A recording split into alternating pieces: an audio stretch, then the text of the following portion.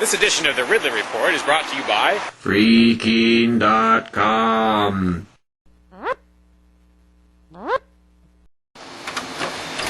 Decades overdue, it's finally starting. Some semblance of a property tax revolt in New Hampshire. By declaring his controversial home a parsonage or church or something like that, keen radio host Ian Freeman has probably triggered the 3-year countdown to having the home taken. Now, when I say home, there are really different words that I could use for this spot. I could call it the Keene Activity Center, which is sort of part of the, duplex that makes up Ian's property.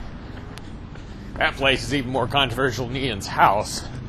Although, I'm really not sure what all the definitions are here and what all the geographic significance of each part of the property is. And I'm not sure if the Keene Activity Center is part of that, if it's just Ian's house. But anyway, the important thing is there's a property there that's basically going into revolt status. Now, if I understand correctly, this situation is different from what's developing in Grafton, where Free Stater John Cannell owns a church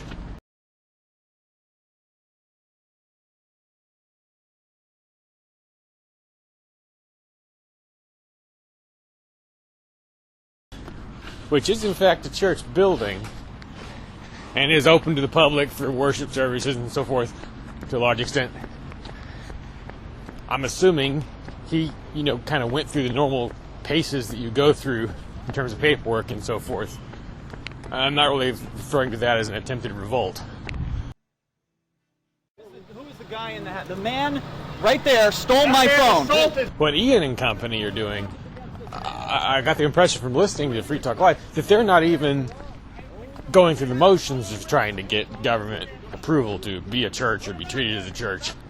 Anyway, so whichever of these properties or situations inspire you more, I think maybe we have some thinking to do about what kinds of things can or should be done to make sure the government does not have an easy time of it if it comes for them, for these properties.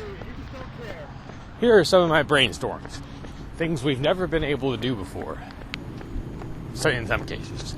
Let's say we get to the point, perhaps in the year 2016, where the house is now at risk of